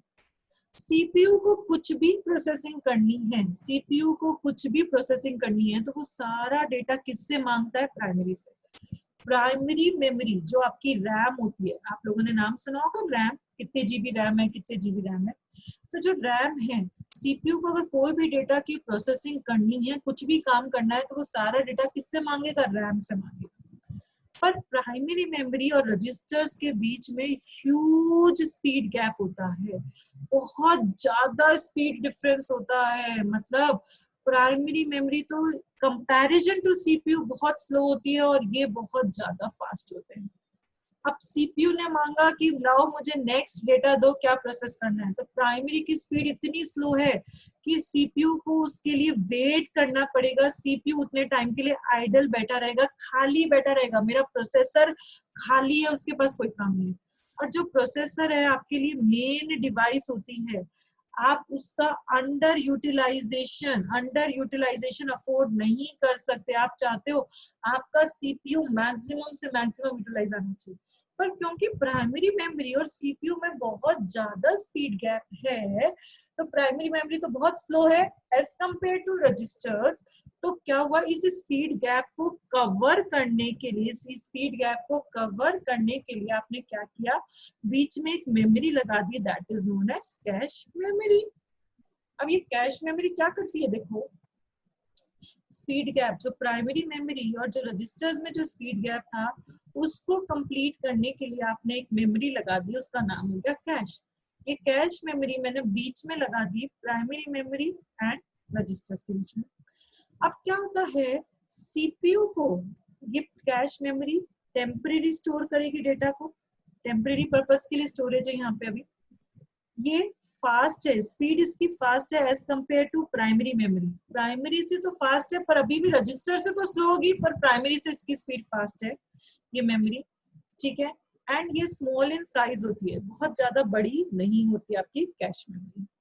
क्या होता है, सीपीयू को जो मोस्ट फ्रीक्वेंटली इंस्ट्रक्शंस चाहिए, जो मोस्ट फ्रीक्वेंटली यूज्ड इंस्ट्रक्शन, ऐसे इंस्ट्रक्शन जो बार बार काम आ रहे हैं, तो वो सारे इंस्ट्रक्शंस तो प्राइमरी से कॉपी होकर किस में रख दिए जाते हैं, कैश में रख दिए जाते हैं।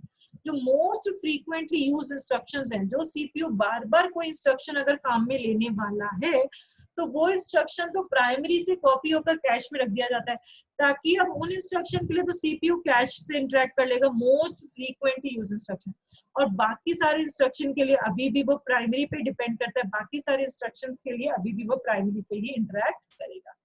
तो ये होती है आपकी कैश मेमोरी। क्या होती है कैश मेमोरी, देखो क्योंकि सीपीयू और प्राइमरी मेमोरी जो होती है इनके बीच में बहुत ज्यादा स्पीड गैप होता है। प्राइमरी मेमोरी तो बहुत स्लो स्पीड की होती है एज कंपेयर टू सीपीयू और रजिस्टर्स जो बहुत फास्ट स्पीड के होते हैं, तो इनकी प्रोसेसिंग में टाइम लगेगा, सीपीयू आइडल रहेगा। अपन ये अफोर्ड नहीं कर सकते, इसीलिए क्या करते हैं, प्राइमरी मेमोरी और सीपीयू के बीच में एक मेमोरी लगा देते हैं, उसका नाम होता है cache memory.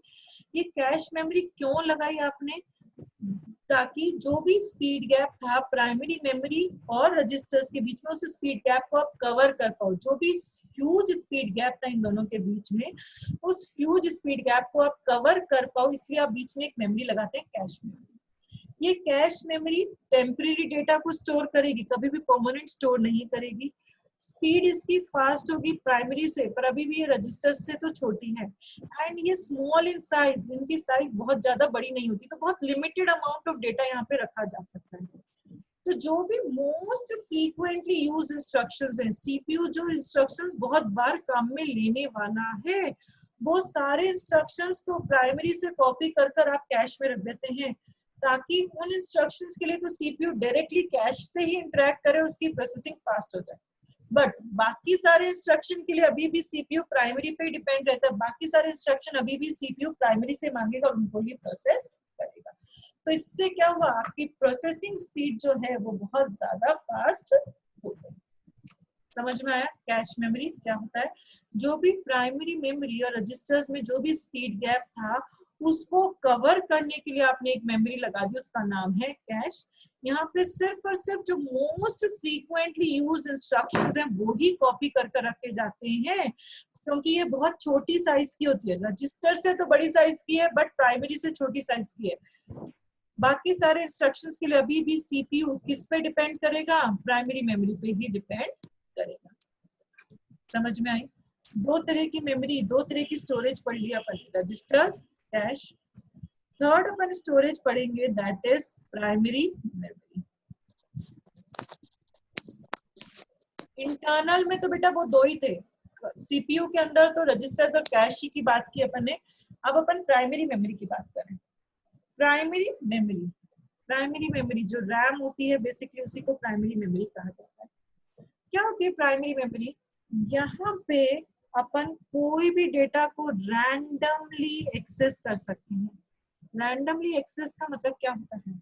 Suppose randomly access का मतलब मुझे अगर 6th लाइन को एक्सेस करना है तो मैं 6th लाइन को दे सकती हूँ, अगर मुझे 10th लाइन पे जाना है तो मैं 10th लाइन तक जा सकती हूँ। मुझे सीक्वेंस में कुछ भी एक्सेस करने की जरूरत नहीं है।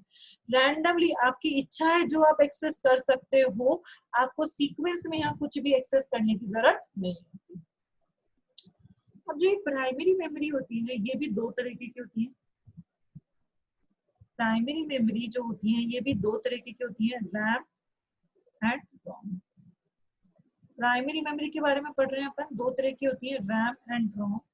रैम का मतलब होता है रैंडम एक्सेस मेमोरी, रैंडमली जो कोई भी आप एक्सेस कर सकते हो। रोम का मतलब होता है रीड ओनली मेमोरी, जिसमें सिर्फ और सिर्फ आप पढ़ सकते हो उसको रोम बोलते हो, जिसमें आप कुछ भी एक्सेस कर सकते हो उसको रैम बोलते हो, रैंडम एक्सेस मेमोरी। रैम में आप कोई भी चीज को रीड भी कर सकते हैं, अपन कोई भी चीज को राइट भी कर सकते हैं। जैसे कि अभी मैं जो आप लोग MS वर्ड, सबने वर्ड पे काम किया होगा, वर्ड पे काम किया होगा।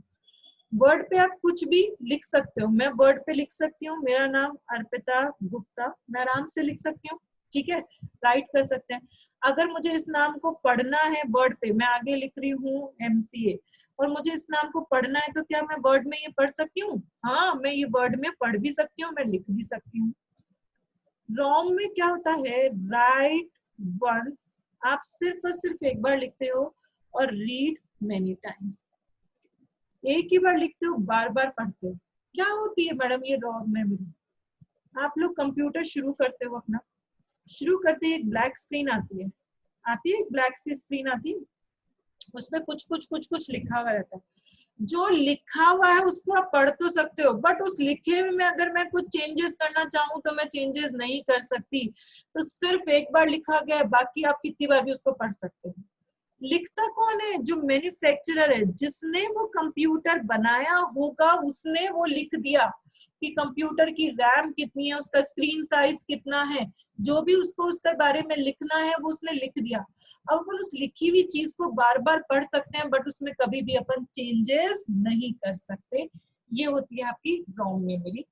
रैम का मतलब रीड भी करो, राइट भी करो, कितनी बार भी लिखो, कितनी बार भी रीड करो, कोई फर्क नहीं पड़ता है यहाँ पे। जो रोम है उसको मॉडिफाई किया जा सकता है। मॉडिफाई मतलब उसमें कोई भी चेंजेस, एडिशन, डिलीशन कुछ भी किया जा सकता है। मुझे हटाकर इसको कुछ और करना है, मुझे इसको हटाना है, मैं हटा भी सकती हूँ। वर्ड में लिखते लिखते आपको इसको डिलीट करना है, आप डिलीट कर सकते हो। आपको इसके साथ एक और कुछ ऐड करना है, ABC आप ऐड कर सकते हो। आपको यहाँ की स्पेलिंग चेंज करनी है, एक कुछ भी स्पेलिंग लिखनी है वो कर सकते हो। तो रैम के अंदर आप चेंजेस भी कर सकते हो, मॉडिफाई भी कर सकते हो। जो मैं लिखती जा रही हूँ वो टेम्परेली, प्राइमरी मेमोरी क्या होती है बेटा, टेम्पररी स्टोरेज करती है चीजों को, परमानेंट स्टोरेज नहीं करती है। मैं बात कर रही हूँ कि मैं वर्ड में कुछ लिख रही हूँ, मैंने ये नहीं कहा मैंने उसमें सेव बटन दबा दिया। जब तक आप सेव नहीं दबाओगे तब तक वो चीज आपकी जाके स्टोर नहीं होगी, पर आप जो लिखते जा रहे हो वो भी आपको दिख रहा है। जैसे कि मैं यहाँ पे लिखती जा रही हूँ, मैंने इतना कुछ लिख दिया, ये सब आपको दिख रहा है। तो दिख रहा है मतलब ये सब मेरा कहीं ना कहीं टेम्पररी स्टोर हो रहा है, तभी तो दिख रहा है। जब मैं इसके बाद सेव बटन दबा दूंगी तो ये मेरा परमानेंट जाके सेव हो जाएगा। अगर मैंने सेव बटन नहीं दबाया तो ये जब मेरी लाइट चल जाएगी तो ये डेटा पूरा उड़ जाएगा, कंप्यूटर बंद होते ही ये डेटा उड़ जाएगा। तो रैम के अंदर आप चेंजेस कर सकते हैं, बट रोम के अंदर आप कभी भी मॉडिफिकेशंस, आप चेंजेस कुछ भी नहीं कर सकते। जो भी कंप्यूटर खोलते ही ब्लैक स्क्रीन आती है, उस ब्लैक स्क्रीन में मैं चेंज करना चाहूँ तो मैं खुद कोई चेंज नहीं कर सकती। क्यों? क्योंकि उसमें लिखने की परमिशन सिर्फ और सिर्फ मैन्युफैक्चरर को है, सिर्फ वो ही लिख सकता है। बाकी आप कितनी बार भी उसको रीड करो, आपको सिर्फ पढ़ने की परमिशन, आपको चेंज करने की परमिशन वहां पे नहीं होती। ठीक है। देन रैम जो होती है, रैम किस तरह के इंस्ट्रक्शंस को स्टोर करती है? जो करंटली एग्जीक्यूटेबल इंस्ट्रक्शंस होते हैं, जो करंटली एग्जीक्यूटेबल इंस्ट्रक्शन, जो करंट में कोई चीज एग्जीक्यूट होने वाली है, करंट में कोई चीज प्रोसेस होने वाली है, वो सारे इंस्ट्रक्शंस कहाँ स्टोर होते हैं? रैम में। प्रोसेसिंग कौन करता है? सीपीयू। सीपीयू डेटा किससे लेगा? रैम से। तो रैम में वो सारा डेटा रखा होगा जिसको अभी आपको प्रोसेस करना है, जो करंटली अभी एग्जीक्यूट हो रहा है कोई भी चीज, उसको वो सब कहाँ रखा जाता है? रैम में। मैं ये नाम लिख रही हूँ, मैं करंटली क्या लिख रही हूँ? मैं अर्पिता लिख रही हूँ, तो ये स्टोर कहाँ हुआ? मेरा रैम में। तो जो भी करंटली एग्जीक्यूटेबल इंस्ट्रक्शंस हैं, जिन भी इंस्ट्रक्शंस को आपको करंटली एग्जीक्यूट करना है, वो सब आपका कहाँ जाकर स्टोर होता है? वो सब आपका स्टोर होता है रैम में जाकर स्टोर होता है। जबकि रोम में क्या होते हैं? रोम में लाइक कॉन्फ़िगरेशंस या स्टार्टअप इंस्ट्रक्शन स्टोर होते हैं। रोम में कॉन्फ़िगरेशन या स्टार्टअप या जो चीजें बहुत बार रिपीट काम में आने वाली है, उस तरीके के इंस्ट्रक्शंस, उस तरीके के प्रोग्राम्स रोम में स्टोर करते हैं। कॉन्फ़िगरेशन, कॉन्फ़िगरेशन का मतलब होता है लाइक आपका, आप कोई फोन खरीदने गए, आप कहते हो भैया फ्रंट कैमरा कितने पिक्सल का है, बैक कैमरा कितने पिक्सल का है, मेरी स्क्रीन की साइज कितनी है, मेरा बैटरी का जो पावर है वो कितना है, मेरा स्टोरेज, इंटरनल स्टोरेज कितना है इसका, ये सारा जो होता है ये कॉन्फ़िगरेशन है, जो उसके बारे में, उसके फीचर्स बताएगा कि वो प्रोडक्ट क्या है। तो ये चीजें तो एक बार लिखी गई तो दोबारा दोबारा चेंज नहीं होती। फ्रंट कैमरा इतने पिक्सल का है तो इतने का ही रहेगा, बैक कितने का है तो इतने का ही रहेगा, आपकी रैम कितनी है, आप कौन सा प्रोसेसर काम में ले रहे हैं, i3, i5, i7 वर्जन काम में ले रहे हैं, तो ये सारी इंस्ट्रक्शंस जो होती हैं कॉन्फ़िगरेशन इंस्ट्रक्शंस होती हैं। स्टार्टअप इंस्ट्रक्शंस, जो भी कंप्यूटर को शुरू करने के लिए कोई इंस्ट्रक्शंस होती है, ब्लैक स्क्रीन खोलते ही कुछ कुछ कुछ कुछ लिखा हुआ आता है, चलता रहता है चलता रहता है चलता रहता है अपने आप, अपन को कुछ नहीं करना, वो सारी इंस्ट्रक्शंस होती है स्टार्टअप। कंप्यूटर को शुरू करने के लिए जो इंस्ट्रक्शंस होती है उनको स्टार्टअप। कुछ ऐसे प्रोग्राम्स होते हैं जो बार बार काम आते हैं, जैसे ट्रांसलेटर्स। ट्रांसलेटर्स क्या होते हैं? आप लोग जानते हैं ट्रांसलेटर्स क्या होते हैं? सपोज मुझे सिर्फ हिंदी आती है, पर मैं किसी फॉरेनर से बात कर रही हूँ, उसको सिर्फ इंग्लिश आती है। अब जो मैं बोलूंगी वो उसको समझ में नहीं आएगा, जो वो बोलेगा वो मुझे समझ में नहीं आएगा, तो हम दोनों को बीच में एक ट्रांसलेटर रखना पड़ेगा, जो मेरी भाषा उसको समझा दे उसकी भाषा में, और उसकी भाषा मुझे समझा दे मेरी भाषा में। तो ट्रांसलेटर क्या करेगा? हिंदी को इंग्लिश में कन्वर्ट करके इंग्लिश वाले बंदे को समझा देगा, और इंग्लिश को हिंदी में कन्वर्ट करके हिंदी वाले बंदे को समझा देगा। ऐसे ही कंप्यूटर्स में भी ट्रांसलेटर्स होते हैं जो आपके इंस्ट्रक्शंस को ट्रांसलेट करेंगे बाइनरी लैंग्वेज में। ये ट्रांसलेटर्स जिन्होंने बना दिया उन्होंने बना दिया, दोबारा दोबारा उसको चेंज करने की जरूरत नहीं है। तो ये सब भी कहाँ पे स्टोर होगा? आपका रोम में स्टोर होगा। देन और क्या होता है रैम और रोम में डिफरेंस? रैम जो होती है वो वॉलेटाइल इन नेचर होती है। वॉलेटाइल का मतलब क्या होता है कि अगर पावर ऑफ हो गया तो सारा का सारा डेटा डिलीट हो जाएगा, उड़ जाएगा। मैंने वर्ड में लिख रही हूँ अर्पिता गुप्ता, मैंने कोई सेव बटन नहीं दबाया, हाथ मेरे एकदम से लाइट चली गई, मेरे पास कोई बैकअप पावर नहीं है, मेरा कंप्यूटर बंद हो गया, मैंने कंप्यूटर दोबारा चलाया, लाइट आने के बाद दोबारा वर्ड खोला, तो क्या मुझे ये अर्पिता गुप्ता लिखा हुआ दिखेगा? नहीं, नहीं, क्योंकि आपने उसको सेव नहीं किया था। That is known as volatility. Volatile in nature की पावर गया तो डेटा उड़ जाएगा, मतलब यहाँ पे जो डेटा है वो टेम्पररी पर्पस के लिए स्टोर होता है, कभी भी परमानेंट स्टोरेज नहीं होता। जबकि जो रोम होती है वो नॉन वॉलेटाइल इन नेचर होती है। नॉन वॉलेटाइल, आपकी जो कंप्यूटर शुरू करते ही जो इंस्ट्रक्शंस लिखी हुई आ रही है ब्लैक स्क्रीन पे, लाइट गई, दोबारा चालू किया, दोबारा से वो इंस्ट्रक्शन लिखी हुई दिख जाएंगी। क्यों?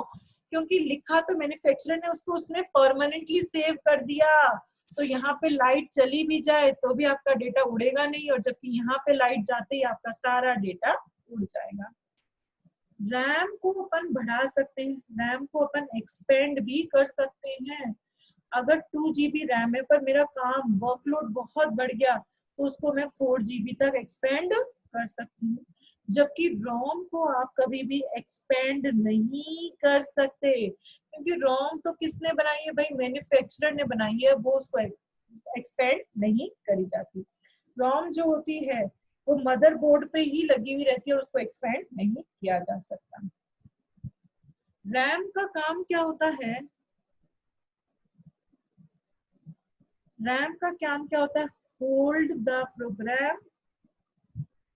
जो भी प्रोग्राम या जो भी डेटा अभी आप यूज में ले रहे हो उसको एक बार होल्ड कर कर रखना। जो भी काम आप अभी कर रहे हो उसको एक बार होल्ड कर कर रखना, ये काम किसका है, रैम का। यहाँ पे small amount of information for quick reference bye CPU. यहाँ पे इसका काम क्या होता है, ये स्मॉल अमाउंट ऑफ इंफॉर्मेशन रखता है, थोड़ी सी इंफॉर्मेशन रखता है जो सीपीयू रेफर करेगा, जो सीपीयू के द्वारा काम में ली जाएगी इंफॉर्मेशन, वो सारी इंफॉर्मेशन रोम रख सकता है। जैसे कि अपन ने बात की थी ट्रांसलेटर्स की, ट्रांसलेटर कौन काम में लेगा, सीपीयू काम में लेगा। तो ऐसी छोटी मोटी चीजें जो सीपीयू बार बार काम में लेगा, जो सीपीयू रेफर करेगा, वो सारी चीजें आप रोम में स्टोर कर सकते। तो क्या पढ़ा अपन ने प्राइमरी मेमोरी में, प्राइमरी मेमोरी में अपन ने पढ़ा ऐसी मेमोरी जिसको रैंडमली कोई भी सीक्वेंस में एक्सेस किया जा सकता है। दो तरह की प्राइमरी मेमोरी होती है, रैम एंड रोम। रैम का मतलब होता है रैंडम एक्सेस मेमोरी, रोम का मतलब होता है read only memory.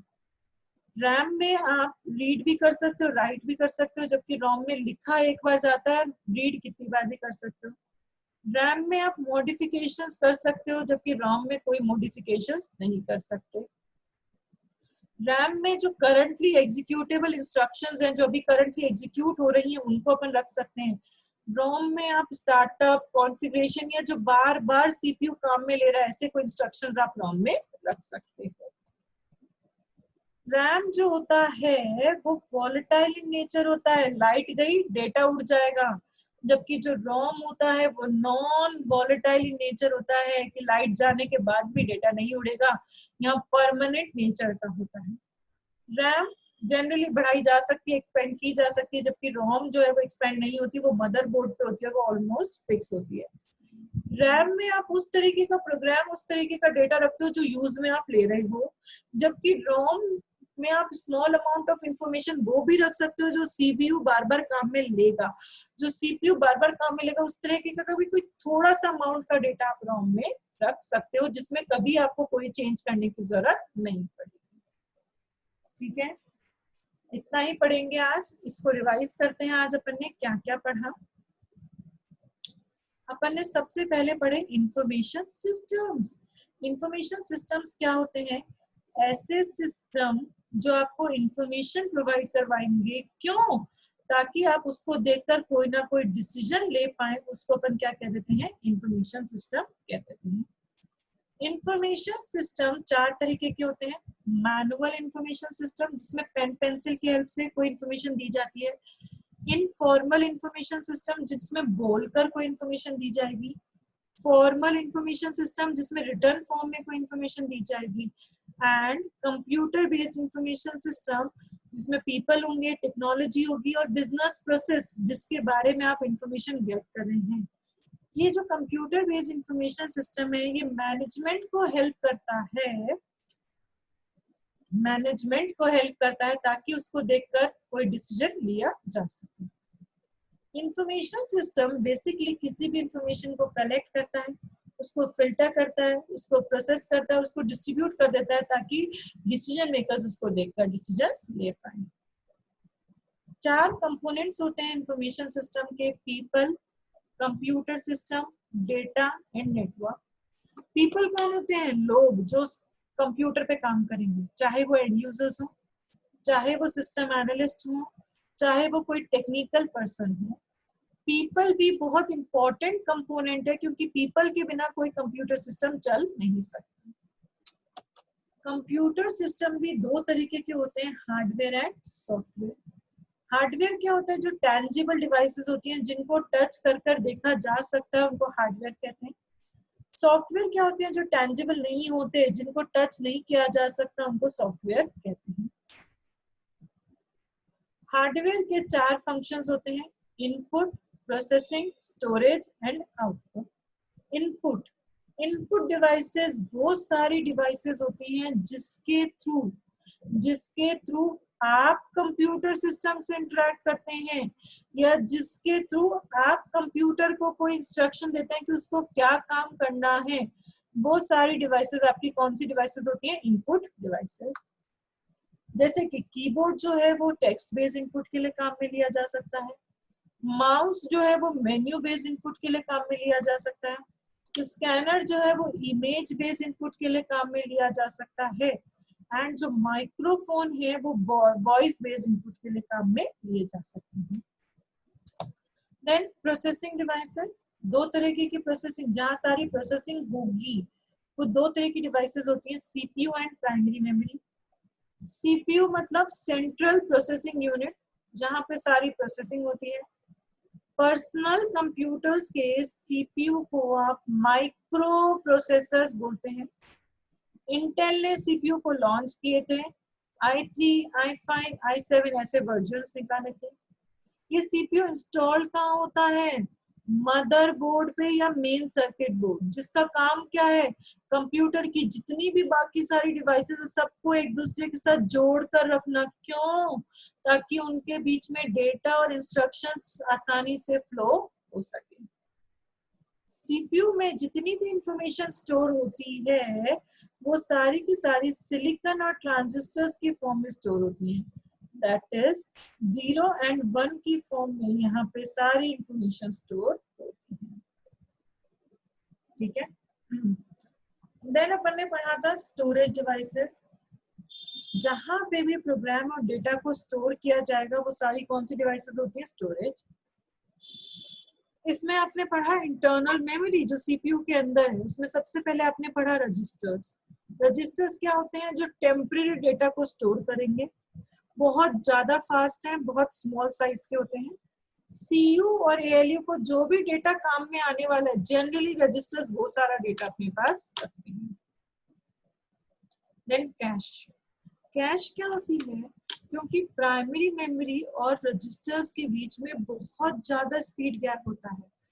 Primary memory तो स्पीड कम होती है उनकी स्पीड, और रजिस्टर्स की स्पीड बहुत फास्ट होती है, तो इसकी वजह से प्रोसेसिंग बहुत स्लो हो जाती है। सीपीयू आइडल रहता है बहुत बार, तो अपन वो सारी स्पीड गैप को कवर करने के लिए अपन ने उनके बीच में एक मेमोरी लगा देते हैं। उस मेमोरी का नाम क्या है? उस मेमोरी का नाम है आपका कैश मेमोरी। कैश मेमोरी क्या करती है? कैश मेमोरी टेम्परेरी डेटा को स्टोर करेगी। कैश मेमोरी टेम्परेरी डेटा को स्टोर करेगी। स्पीड इसकी प्राइमरी से ज्यादा है, पर अभी भी ये स्मॉल इन साइज है, मतलब बहुत सारा डेटा इसमें स्टोर नहीं कर सकते। जो भी मोस्ट फ्रीक्वेंटली यूज इंस्ट्रक्शंस हैं, ऐसे इंस्ट्रक्शंस जो बहुत ज्यादा काम में आने वाले हैं सीपीयू को, वो सारे इंस्ट्रक्शंस को प्राइमरी से कॉपी कर कर आप कैश में रख देते हैं, ताकि उन इंस्ट्रक्शंस के लिए तो सीपीयू डायरेक्टली कैश से इंटरेक्ट करे, उसकी प्रोसेसिंग फास्ट हो जाए।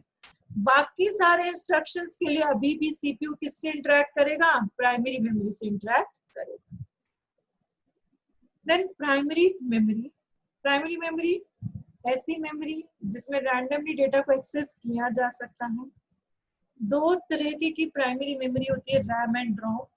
रैम का मतलब होता है रैंडम एक्सेस मेमोरी, एंड रोम का मतलब होता है रीड ओनली मेमोरी। रैम में आप लिख भी सकते हो, पढ़ भी सकते हो। रोम में मैन्युफैक्चरर ने लिख दिया, अपन सिर्फ पढ़ सकते हैं। रैम में आप चेंजेस कर सकते हो, मॉडिफिकेशंस, जबकि रोम में अपन चेंजेस नहीं कर सकते। रैम में जो करंटली अभी एग्जीक्यूट हो रहा है वो सारी इंस्ट्रक्शंस रखी जाती हैं।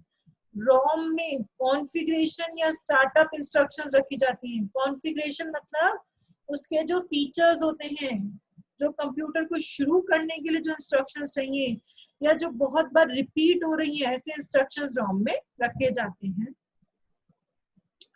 रैम जो होता है वो वॉलेटाइल इन नेचर होता है कि लाइट गई डेटा उड़ जाएगा, टेम्परेरी स्टोरेज है, कोई परमानेंट स्टोरेज नहीं है यहाँ पे। जबकि जो रोम है वो नॉन वॉलेटाइल इन नेचर है कि पावर ऑफ होने के बाद भी वहां पे डेटा स्टोर रहता है। रैम को आप एक्सपैंड कर सकते हैं, बढ़ा सकते हैं, जबकि रोम को आप एक्सपैंड नहीं कर सकते क्योंकि रोम जो है वो मदरबोर्ड पे है, उसको अपन बढ़ा नहीं सकते। रैम जनरली वो सारे प्रोग्राम्स और वो सारे डेटा को रखता है जो यूज में आ रहे हैं। रोम में वो सारा इंफॉर्मेशन रखी जा सकती है जो सीपीयू बार बार काम में ले रहा है, जो सीपीयू बार बार रेफर कर रहा है, उस तरीके की स्मॉल अमाउंट ऑफ इंफॉर्मेशन जो है वो रोम में स्टोर कर सकते हो, जिनको कभी भी चेंजेस की जरूरत नहीं पड़ेगी। ठीक है, आज इतना ही पढ़ेंगे। मैंने आप लोगों को बुक्स आप लोगों के पास है, मैंने आप लोगों को चैप्टर नंबर 3 पढ़ाया है। चैप्टर नंबर 3 में मैंने आप लोगों को पढ़ाया है पेज नंबर 3.5 से। चैप्टर नंबर 3 के मैंने पेज नंबर 3.5 से पढ़ाया है। 5, 6, 7 एंड 8 एंड 9 इतने पेजेस पढ़ा दिए मैंने आपको 3.5 से 3.9 तक। ये सारे पेजेस कल आप लोगों को लर्न कर आने हैं, याद कर आने हैं, क्योंकि कल मैं क्लास में इन सबको सुनूंगी। आप लोगों से मैं जितना भी आज अपन ने पढ़ा है अपन डेली यही रखेंगे, डेली जितना पढ़ेंगे अगले दिन उतना रिवीजन होगा, मैं आप लोगों से उतना सुनूंगी, फिर अपन आगे पढ़ेंगे। तो 3.5 से 3.9 तक मैंने आप लोगों को पढ़ाया है, इतना आप लोग कल लर्न कर आएंगे। बुक्स सबके पास है, बुक्स में से पढ़ो, यही लिखा है किताब में जो मैंने पढ़ाया है, आराम से पढ़ो, अच्छे से लर्न कर कल आना और कल मैं यहाँ तक सुनूंगी। ठीक है, किसी को कुछ पूछना है यहाँ तक? किसी को कुछ पूछना है यहाँ तक? नहीं? चलो मीटिंग एंड कर दो फिर।